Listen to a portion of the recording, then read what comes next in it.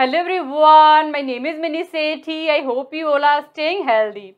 Today we are going to talk about general equilibrium analysis for UGC NET, and topics for today's video are meaning and example of general equilibrium in product and money market, stable and unstable equilibrium, two cases of general equilibrium, and we will also see where general equilibrium does not exist and difference between partial and general equilibrium. So let's start it. So what is general equilibrium? Concept of general equilibrium is given by Leon Walras. That's why it is also called Walrasian equilibrium.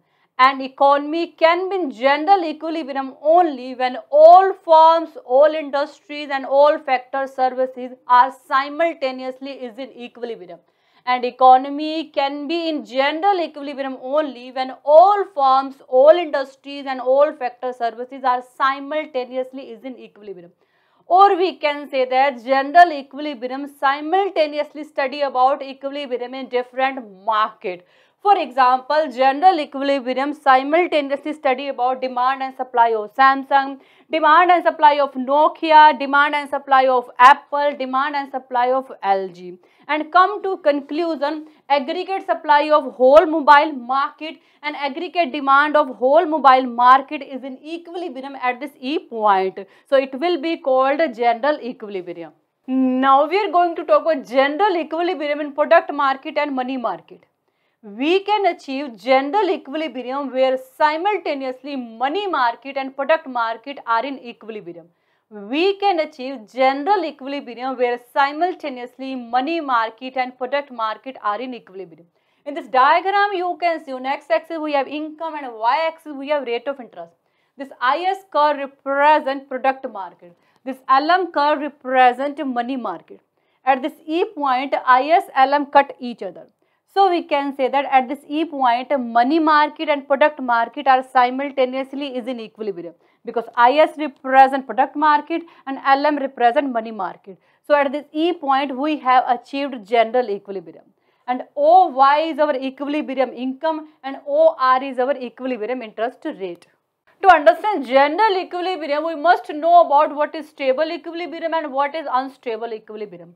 So what is stable equilibrium?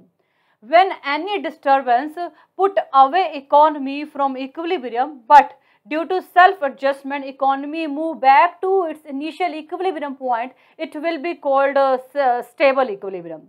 Stable equilibrium means when any disturbance put away economy from equilibrium, but due to self-adjustment after some time period economy move back to initial equilibrium point again, it will be called stable equilibrium.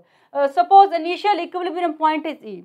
Because of some disturbance, economy put away from this equilibrium. Suppose now economy is in this point, but after some time period, due to self-adjustment, economy will come back to this initial equilibrium point again. It will be called stable equilibrium. On the other hand, in case of unstable equilibrium point, economy does not come back to initial equilibrium point again. Suppose this is our initial equilibrium point E.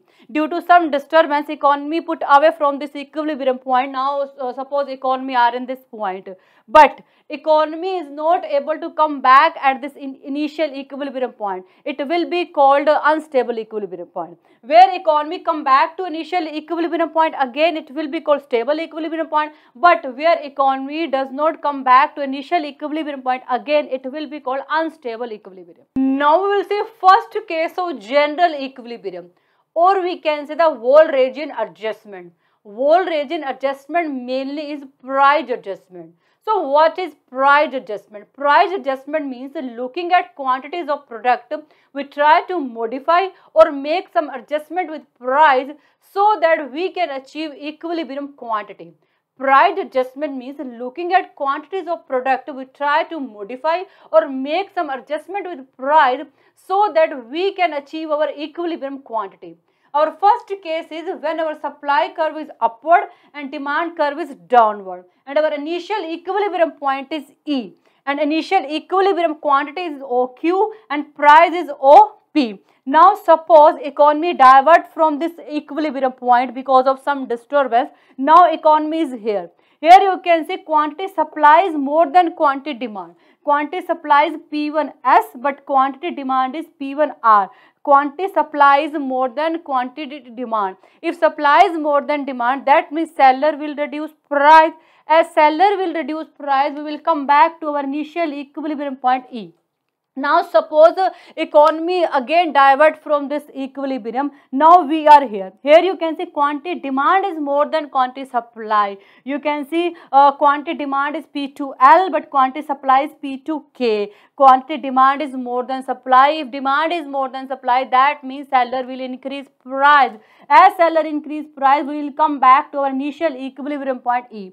So here we see, looking at quantities of product, we try to make some adjustment with price so that we can achieve our equilibrium quantity OQ again. So here you see economy 2 times divert from this initial equilibrium point, but come back to this initial equilibrium point again. So it will be called stable equilibrium point. Second case is when we have upward sloping demand curve and downward sloping supply curve.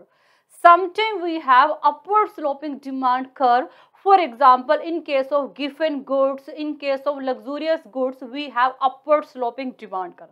And sometimes we have downward sloping supply curve. When we are not able to increase supply, even price is increasing, because we have fear after some time period our product can become out of fashion. So our initial equilibrium point is E. Now suppose because of any disturbance economy divert from this equilibrium point and we are here now. Here you can see quantity demand is more than quantity supply. Quantity demand is P1R, but quantity supply is P1K. Quantity demand is more than supply. If demand is more than supply, that means seller will increase the price. If seller will increase price, we will go somewhere above, but not come back to at this initial equilibrium point. When we are not come back to our initial equilibrium point, it will be called unstable equilibrium, as we earlier discussed. Suppose again economy divert from this equilibrium point. Now we are here.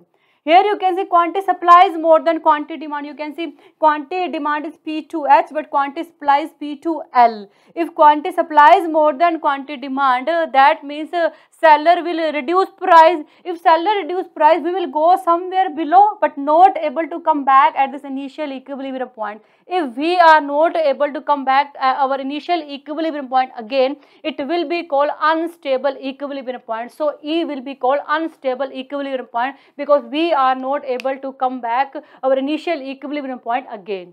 Now we will see cases where general equilibrium does not exist. First case is zero production. In this diagram you can see supply curve is above than demand curve. That means supply price is more than demand price. Means cost of producing this product is more as compared to consumer willingness to pay for this product. In this case, zero production will happen, means producer will not produce. Why producer will produce? If cost of production is more as compared to consumer willingness to pay for this product. So you can see there is no single point where both curve intersect with each other. So in this case, if both curve don't intersect with each other, so where we will establish equilibrium? So we can say that in this case there will be no general equilibrium. Second case, free good case, where general equilibrium does not exist. Free goods means those goods are available at large quantities. That's why their production cost is zero. For example, air and water. In this diagram you can see supply curve is above than demand curve. That means goods are available in more quantities. And there is no single point where both curve intersect with each other. So if curve don't intersect, that means there is no equilibrium point. So general equilibrium does not exist. Next case is where our general equilibrium doesn't exist. Our general equilibrium should be unique. Uniqueness is very important condition for general equilibrium. Uniqueness means there must be only one equilibrium point. If there is more than one equilibrium point, or we can say that if there is multiple equilibrium point, that means general equilibrium will not exist.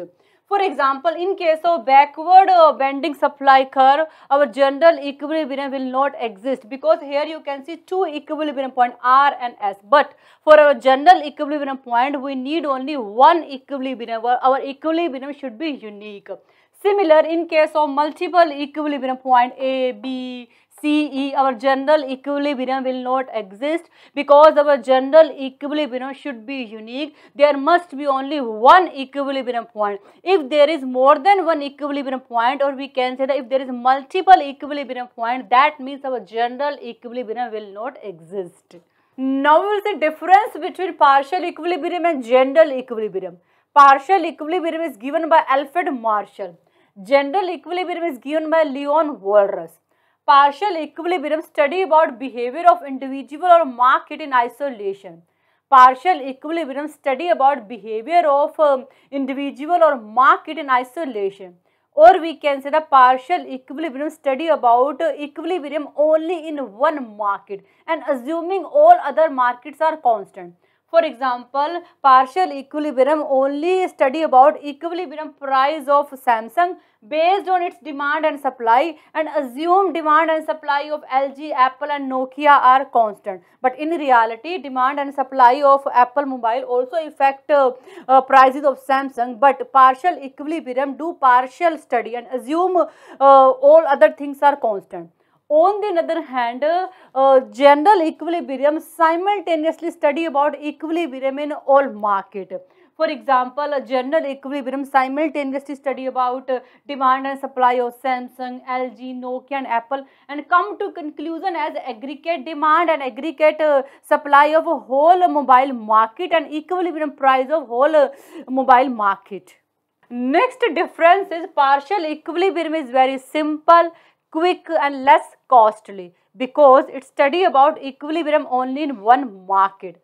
On the other hand, general equilibrium is very costly and time consuming. Obviously, it is study about entire economy. And partial equilibrium is a microeconomic concept because it study at small level, it study at individual level. On the other hand, general equilibrium is a macroeconomic concept because it study at large level, it study about whole economy. And partial equilibrium ignore interdependence among different market. According to partial equilibrium, one market don't depend on other market. For example, according to partial equilibrium, demand of L'Oreal shampoo don't depend on Tresemme, Head and Shoulder and Clinic Plus. But in reality, this is not true. One market depend on other market.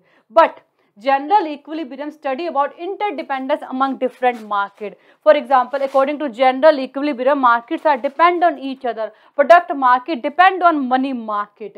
And examples of partial equilibrium are under partial equilibrium study about individual consumer, individual firm and individual market. And under general equilibrium, we study about entire economy. For example, total national income, aggregate demand, aggregate supply, total consumption, etc. So this is all about general equilibrium analysis. I think you got it and thank you so much for watching this video. Bye. Take care.